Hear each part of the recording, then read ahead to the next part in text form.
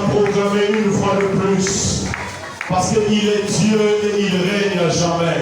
Il est Dieu et il vit à jamais. Il est Dieu, il est au-dessus de toutes choses. Il est au-dessus de l'occultisme. Il est au-dessus de la magie. Il est au-dessus de la sorcellerie. Il est au-dessus de la maladie. Il est au-dessus de tout ce qui peut être nommé sur la terre. C'est ce Dieu-là que nous confessons. C'est ce Dieu-là que nous proclamons. Que le nom du Seigneur soit béni. Que le nom du Seigneur soit glorifié. Je voudrais dire à quelqu'un, nous sommes plus que vainqueurs. Nous sommes plus que vainqueurs. Par celui qui nous a aimés, par celui qui nous a aimés. Non seulement qui nous a aimés, il nous a démontré cet amour en allant sur la croix. Et à la croix, il a vaincu. Il a vaincu pour toi et moi, bien-aimé. Ce matin, sois rassuré, sois convaincu. La victoire de Christ est ta victoire. La victoire de Jésus-Christ est ta victoire. Il n'a pas vaincu pour lui seul. Il a vaincu pour tous les saints ce matin. C'est ainsi que nous l'acclamons. Nous poussons de qui le soit, parce qu'il mérite d'être glorifié au nom de Jésus-Christ. Alléluia. Merci Père de bénir ta parole ce matin. Bénis-la et sanctifie-la dans nos cœurs. Au nom de Jésus-Christ, notre Seigneur, notre Sauveur. Nous avons ainsi prié. Amen. Que Dieu soit béni. Est-ce qu'on peut donner une bonne acclamation au Seigneur? Gloire à Jésus-Christ. Nous sommes très heureux de nous retrouver ce matin au repas. Nous avons eu une semaine très bénie avec le séminaire. Que Dieu soit loué, que Dieu soit glorifié pour la parole qui nous a été apportée tout au long de ce séminaire. Bien aimé, cette année, le Seigneur veut que nous puissions comprendre que sa pensée pour nous, c'est la victoire. La victoire de cette année, elle est déjà acquise. Ce n'est pas une victoire qui nous attend, non, c'est déjà une victoire qui est là, qui est présente. Et ce qu'il nous reste à faire, c'est seulement de profiter de cette victoire et de vivre dans la victoire. Ceux qui vont se conformer à la parole de Dieu, à la volonté de Dieu, à la pensée de Dieu, verront cette victoire se matérialiser dans leur vie. Et nous cessons de le dire, la victoire du chrétien, la victoire du christianisme est une victoire de position, de positionnement. Pourquoi? Parce qu'il y a eu un homme qui a combattu et qui a vaincu. Et par conséquent, tous ceux qui adhèrent à sa vision, à sa façon de faire, donc tous ceux qui ont foi en lui, obtiennent eux également aussi cette victoire. Alléluia. Donc nous sommes heureux de comprendre et de saisir que la victoire elle est déjà acquise. Peu importe ce que vous traversez, peu importe ce que vous vivez, vous connaissez dans votre vie, dans votre marche, dans le domaine professionnel, dans le domaine sentimental, dans le domaine relationnel, je vous rassure que la victoire est de votre côté. Peut-être que vous étiez malade toute la semaine, je vous dis que la victoire est sur vous, parce que Jésus-Christ donne la guérison. Alléluia. Peut-être que vous avez reçu une mauvaise nouvelle, vous vous sentez découragé, je vous dis prenez courage, parce que Jésus-Christ à la croix, il a vaincu. Le soutien que nous voulons traiter ce matin, nous avons intitulé comprendre les fondements de notre victoire acquise à la croix. Comprendre les fondements de notre victoire acquise à la croix. Nous avions dit que cette année, nous parlerons encore de la victoire. Mais aujourd'hui, nous voulons parler de comprendre les fondements de notre victoire. Tout au long du séminaire, on a parlé de la victoire. On a dit que la victoire est déjà acquise, nous l'avons dit, nous cessons de le dire. Et on nous avait dit tout au long du séminaire que la croix de Jésus-Christ nous met dans une position victorieuse. Et il était nécessaire pour chacun de nous de comprendre que nous sommes des plus que vainqueurs. Nous sommes au-delà des vainqueurs. Et par-dessus tout, nous devons nous maintenir dans cette victoire. Ce matin, j'ai un texte que nous aimerions partager dans l'Épître aux Hébreux. L'Épître aux Hébreux, le chapitre 2. Nous allons lire à partir du verset 14. Nous allons lire verset 14 et le verset 15.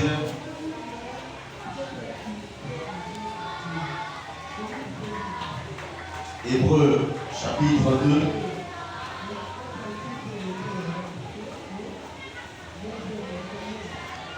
Versets 14 à 15. C'est là où nous allons nous asseoir ce matin. La Bible dit ceci: ainsi donc, puisque les enfants participent au sang et à la chair, il y a également participé lui-même, afin que par la mort il anéantisse celui qui a la puissance de la mort, c'est-à-dire le diable, et qu'il délivrera tous ceux qui, par crainte de la mort, étaient toute leur vie retenus dans la servitude. Vous pouvez lire la suite à la maison. Nous allons lire dans une autre version. La Bible dit ceci: ainsi donc, puisque ces enfants sont unis par la chair et le sang, et lui aussi de la même façon a partagé leurs conditions, il l'a fait pour réduire à l'impuissance par la mort celui qui détenait le pouvoir de la mort, c'est-à-dire le diable, et pour délivrer tous ceux qui étaient réduits à l'esclavage, tous ceux qui étaient réduits à l'esclavage, leur vie, et durant la peur de la mort. J'ai aimé cette expression: il a fait réduire. Donc dans la version du second, on dit il a anéanti. Il anéantit quoi? Celui qui a la puissance de la mort. Ce matin, bien aimé, comprenons que parmi les fondements de la foi, de la victoire chrétienne, il y a l'œuvre que Jésus-Christ a accomplie à la croix. Il y en a plusieurs, mais la principale vérité qui confesse, qui proclame, qui enseigne la victoire de Christ sur les démons, sur les sorciers, sur les puissances occultes, c'est l'œuvre que Jésus-Christ a accomplie à la croix. Pourquoi il a accompli? Parce qu'il voulait réduire à néant le pouvoir qu'avait le diable sur les hommes. Vous savez, lorsque Dieu a créé l'homme était parfait. L'homme vivait en communion avec Dieu. Comme vous lisez dans les déclarations que le Seigneur avait faites à l'homme, au chapitre 1er de la Genèse, lorsque Dieu a créé l'homme, la Bible dit que Dieu a béni l'homme. Dieu a dit: soyez féconds, multipliez-vous, remplissez la terre. La Bible nous dit que Dieu a dit à l'homme: assujettissez et dominez. Mais lorsque l'homme a péché, il a perdu le pouvoir de dominer et d'assujettir. Et par conséquent, c'est le diable maintenant qui règne sur lui. Donc le diable a obtenu la puissance sur l'homme parce que l'homme avait péché. Or, Dieu dans son amour n'a pas voulu que les choses restent de cette façon-là.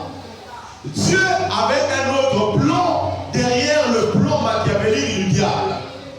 Derrière ce plan, Dieu voulait accomplir l'œuvre salvatrice, c'est-à-dire l'œuvre qui sauve l'homme, l'œuvre du salut. En le faisant, qu'est-ce qui s'est passé? Il a voulu que Jésus-Christ, son Fils, vienne sur la terre. Lorsque nous lisons l'épître aux Hébreux, qui a été rédigé pour les chrétiens qui ont connu la persécution, qui étaient les chrétiens d'origine juive, qui étaient dispersés dans le monde, et qui connaissaient la persécution, qui étaient tentés à repartir dans le judaïsme. L'auteur de l'épître aux Hébreux leur écrit pour leur informer, pour leur rappeler que Jésus, en qui vous avez cru, est supérieur à toutes choses. Il est supérieur à Moïse, il est supérieur à la loi, il est supérieur à Aaron, il est supérieur à Josué, il est supérieur aux anges. Et par-dessus tout, il est supérieur aux démons, il est supérieur au diable et à toute la puissance de l'ennemi. Voilà pourquoi au verset 14, il est en train de dire que les enfants, c'est-à-dire tous ceux qui croient en Dieu, les enfants là, ce ne sont pas des enfants biologiques, mais c'est des enfants spirituels dans la foi. Il dit Jésus qui est devenu semblable à ses frères. Il est descendu, il est devenu semblable à ses frères. Ses frères, c'est qui? C'est ceux qui avaient la nature humaine. En parlant de semblable à ses frères, on fait allusion à la nature humaine que Jésus avait empruntée. Parce que la première nature de Dieu n'était pas la nature humaine, elle était la nature divine. Lorsqu'il est descendu sur la terre, il avait une mission. C'est ainsi que pour accomplir cette mission, il devrait faire quoi? Il devrait prendre la chair humaine, mourir comme les hommes, maintenant pour anéantir celui qui avait la puissance sur la mort et qui détenait tous les hommes captifs. Cet homme-là, la Bible l'appelle le diable. La Bible dit, il a fait pour réduire à l'impuissance par la mort celui qui détenait le pouvoir de la mort, c'est-à-dire le diable. Déjà dans cette version, le Seigneur nous explique le mot anéantir. C'est un mot grec qui signifie rendre à l'impuissance, qui signifie rendre inactif, qui signifie aussi paralyser. Donc par la mort de Jésus-Christ sur la croix, il a paralysé, il a rendu impuissant, il a rendu inactif la puissance que le diable avait sur les hommes et sur la mort. Est-ce que nous sommes ensemble ce matin? C'est ça qui constitue le premier fondement de la victoire chrétienne. La victoire des chrétiens n'est pas basée sur des rites, non. La victoire chrétienne n'est pas basée dans l'eau bénite, non. La victoire des chrétiens ne vient pas du sel, de la bougie, non. Mais la victoire des chrétiens vient dans l'œuvre que Christ a accomplie sur la croix. C'est ainsi que nous allons proclamer cette année que Jésus-Christ a vaincu toutes choses. Et sa victoire nous appartient. Et si nous sommes en Christ, cette victoire est la nôtre. Nous n'allons pas courir à gauche et à droite, non. Mais nous allons nous positionner cette année par rapport au fondement qui nous donne la victoire. Et ce fondement, le principal, c'est Jésus-Christ qui était crucifié sur la croix. Donc le combat spirituel peut être réel, certes.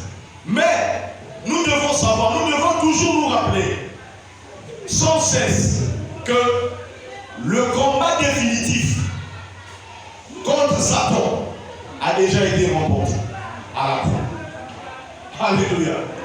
Je répète cette pensée. Le combat peut être réel. C'est-à-dire notre combat est réel dans le sens où nous devons nous maintenir dans la victoire. Si nous avons déjà Jésus. Mais si nous n'avons pas Jésus, nous devons accepter Christ pour entrer dans cette victoire. Ce combat-là peut être réel. Le diable peut résister. Le diable peut nous combattre. Parce que son objectif, c'est de nous changer de position. Mais nous devons savoir sans cesse, même si le diable vient la nuit, même s'il vient la journée, le combat définitif a été déjà remporté à la croix. Donc nous n'allons plus combattre avec le diable, mais nous allons simplement le résister. Alléluia. Est-ce que nous sommes ensemble ce matin? C'est pourquoi lorsque l'apôtre Paul parle aux Éphésiens, il leur dit nous n'avons pas à lutter contre le sang et la chair. Il leur dit nous avons à lutter contre les principautés. Pourquoi il parle de la lutte? Parce qu'il sait que le combat que nous menons, c'est une lutte. Une lutte de position. Donc nous devons nous positionner par rapport à ce que Jésus avait fait. Et lorsqu'il est en train d'évoluer, il explique que ce combat-là est facile. Pourquoi? Parce que Dieu vous a déjà donné les armes avec lesquelles vous pouvez tenir bon face aux ruses du diable. Donc c'est pour dire que le combat a été déjà remporté par Christ. L'apôtre Paul explique aux Colossiens, en Colossiens 2, il dit que Christ a effacé l'acte dont les ordonnances sont condamnées et qui subsistait contre eux. En le clouant à la croix, il explique qu'il a dépouillé, il a désarmé. Le verbe dépouiller veut dire désarmer, veut dire aussi dévêtir. C'est un verbe grec qui a été traduit. Alors, ce verbe veut dire dépouiller, désarmer, dévêtir, au point où la personne à qui on l'a désarmé n'a plus le pouvoir de riposter. Même s'il riposte, il ne peut pas nous atteindre. Et tout cela s'est passé où? Lorsque Jésus-Christ est monté sur la croix. La Bible est claire que la victoire du chrétien, ce n'est pas une victoire où il entre en jeûne de 40 jours, 40 nuits. Non. Si nous devons jeûner pour nous maintenir dans cette position de victoire. Si nous devons prier, si nous devons chasser les démons, c'est pour nous maintenir dans cette position de victoire. Parce que la victoire a été déjà acquise. La victoire a été acquise une fois pour toutes.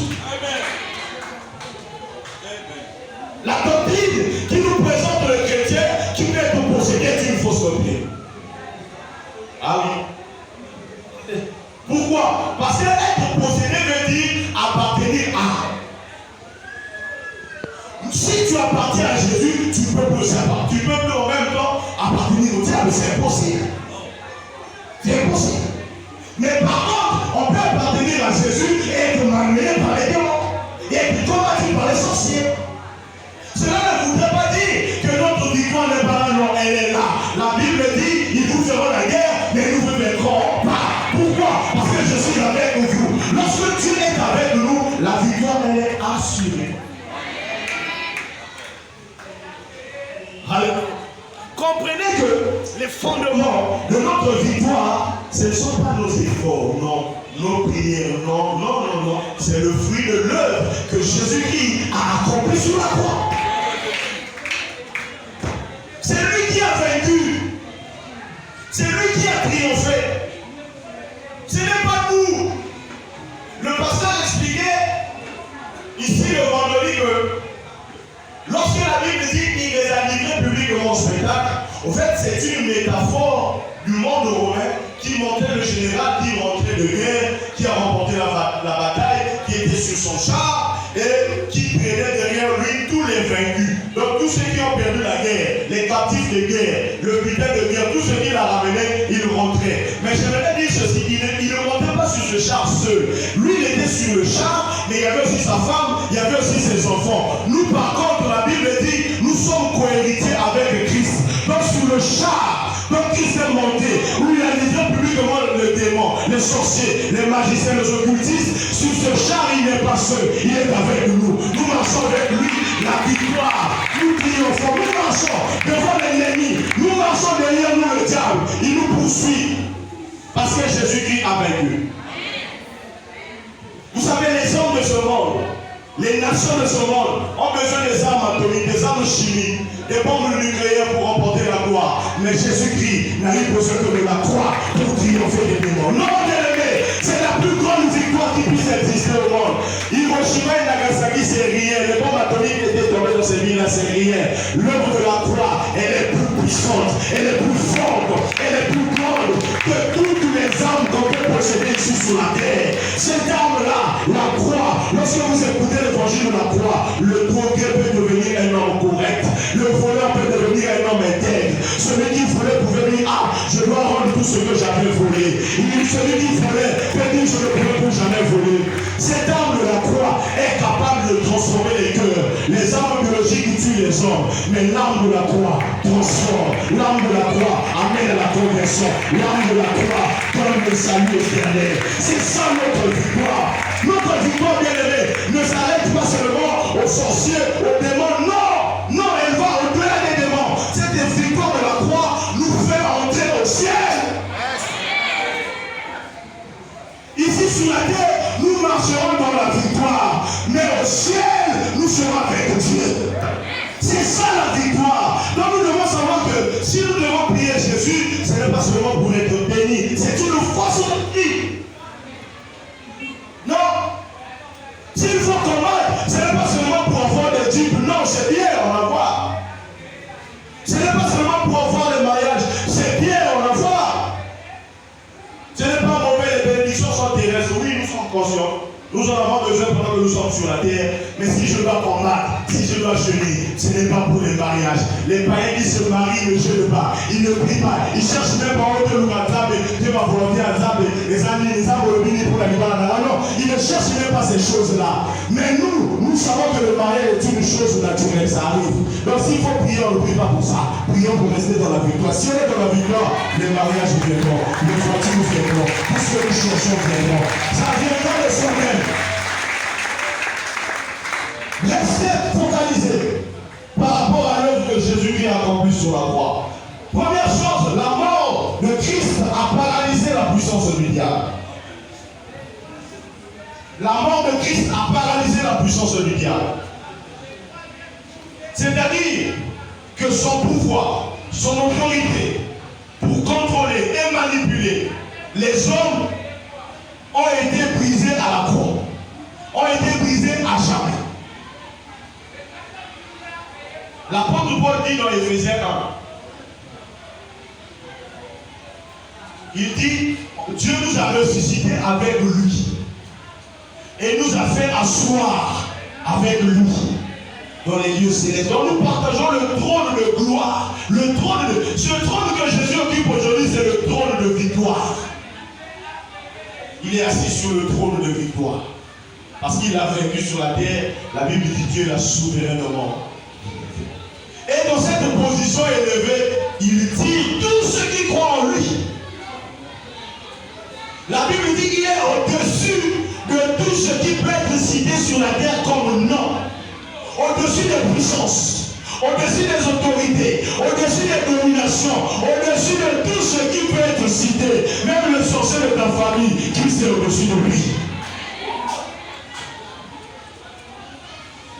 Donc maintenant, c'est du cap. Et il est arrivé au-dessus là comment? Lorsqu'il a triomphé sur la croix.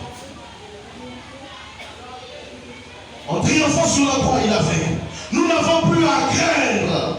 Et ayant totalement été libérés de son emprise, nous n'avons plus à craindre, bien aimés. Pourquoi nous ne devons pas craindre? Parce que la Bible dit, il n'y a donc maintenant aucune condamnation pour ceux-là qui sont en Christ. La Bible précise, il n'y a plus donc maintenant, le jour où j'accepte Jésus, le même jour, il n'y a plus de condamnation. Ce qui reste sur moi, ça peut être les effets des condamnations que j'avais. Mais petit à petit que je marche avec le Seigneur, ces effets l'attendent. La vie devient autre chose. La vie change. La vie se transforme. J'étais le dernier, en Jésus-Christ, je deviens le premier. J'étais la queue, en Jésus-Christ, je deviens la tête. C'est ça le positionnement dont nous avons besoin. Parce que lorsque nous sommes en Jésus, il y a certaines choses qui viendront d'elles-mêmes. Les choses viendront. Pourquoi? Parce que Jésus sur la croix est mort et il a donné sa vie. Et c'est ça la plus grande victoire. La Bible dit dans Romains 8, 2, car la loi de l'esprit de vie m'a racheté. M'a racheté de la loi du péché et de la mort. Jésus est mort afin d'anéantir la puissance du diable. Deuxième chose, nous n'expérimenterons jamais une vie victorieuse tant que nous ignorons que notre ennemi, le diable, a été vaincu. Nous n'allons pas expérimenter la victoire, une vie victorieuse, tant que nous ignorons que notre ennemi, le diable, a été vaincu. Les gens qui courent derrière les combats spirituels. Je ne sais pas si ça t'est déjà arrivé de remarquer qu'une personne prie beaucoup pour quelque chose, mais cette chose-là n'arrive pas. J'ai déjà vu ça. J'ai déjà vu ça plusieurs fois. Les gens lisent les démons chaque jour. Oh! Chaque jour, il va sortir. Il est dans mon corps. Non. Là, il vient seulement essayer. Est-ce qu'il est toujours fort? Il revient encore. Est-ce qu'il est toujours fort? Il ne veut pas encore. Est-ce qu'il est toujours fort? S'il arrive, il te trouve fort. Il arrive demain, il te trouve fort. Il arrive après demain, il te trouve toujours dans le prochain. Il va se dire, ah, on tourne à mon intérieur. N'est-ce pas? Ça ne tient pas de mourir derrière le combat spirituel. Tu as fait un cauchemar la nuit où tu mangeais la nuit, tu te réveilles le matin. Eh, pasteur, c'est fini pour moi, j'ai mangé la nuit. Non, c'est bien, ce n'est pas un problème. Je prends l'autorité, je neutralise l'œuvre de l'ennemi. Parce que Jésus-Christ m'a déjà donné ce pouvoir. Aussi longtemps que tu ne sais pas que ton ennemi a été déjà vaincu, tu ne pourras jamais expérimenter une vie victorieuse. Il faut savoir que mon ennemi a déjà été vaincu. Et tout ce que moi je dois faire, je dois m'approprier de cette victoire et la proclamer sur mon ennemi. Quand tu proclames ta victoire dans l'ennemi, c'est déjà que non. Ah, la personne là connaît, j'ai été déjà vaincu, il vient là.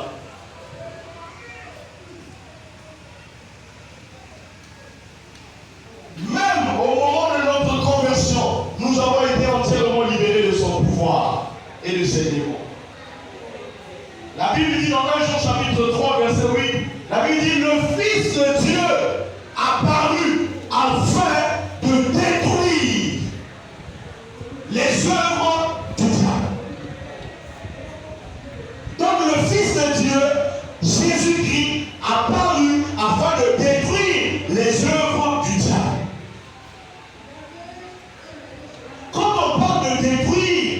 Le pasteur avait dit, c'est-à-dire quoi? On a effacé et on a supprimé définitivement au point où la chose ne peut plus revenir.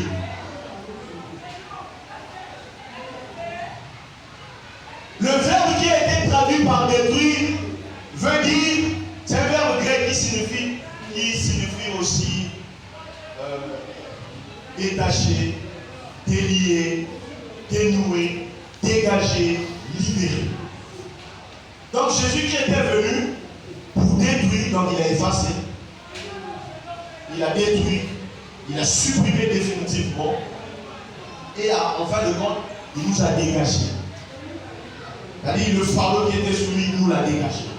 Il nous a libérés. Nous marchons maintenant étant des hommes libres. Alléluia. Nous marchons en tant qu'hommes libres.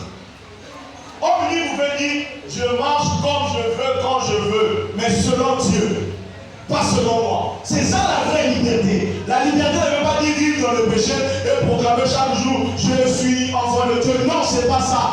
Quand on dit marcher dans la liberté, veut dire, je marche librement, mais selon la volonté de Dieu, selon la parole de Dieu, et non selon ce que moi je veux. Ainsi, je veux me maintenir dans la victoire que Jésus-Christ a déjà acquise à la croix. Et le diable ne pourra plus avoir accès sur ma vie. La Bible dit dans l'Acte chapitre 5, verset 1er, c'est pour la liberté que Christ nous a affranchis. C'est-à-dire, la Bible continue en disant que ne retournez pas sous le joug, on retourne sous le joug comment? Lorsqu'on lui ouvre les portes. Là, le diable viendrait et dira, ok, merci, c'est toi-même qui m'as ouvert les portes. Moi, j'étais pour moi déjà dehors, mais toi, tu m'as ouvert la porte. On ouvre les portes comment? Lorsqu'on commence à faire une vie de débauche. Lorsqu'on vit dans le péché, lorsqu'on vit dans le mensonge, on vit dans l'escroquerie, on vit dans la corruption, on vit dans tout ce qui n'est pas conforme à la parole de Dieu. Lorsqu'on vit dans l'idolâtrie, lorsqu'on a des fétiches, ce qui m'étonne, c'est que nous voyons même les enfants de Dieu vont consulter les féticheurs. Ils vont consulter les féticheurs. Parfois, ils ne vont pas me donner de l'argent.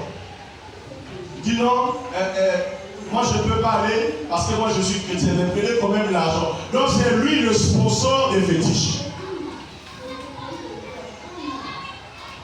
Il sponsorise les gens qui vont faire des fétiches. Et par conséquent, lui-même il est impliqué.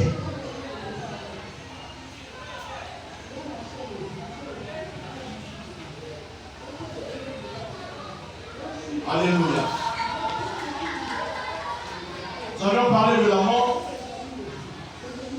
La croix, troisième chose, la croix, le tombeau et la résurrection constituent les éléments indispensables qui servent de preuve de la victoire de Christ qui, par ricochet, est devenue la nôtre.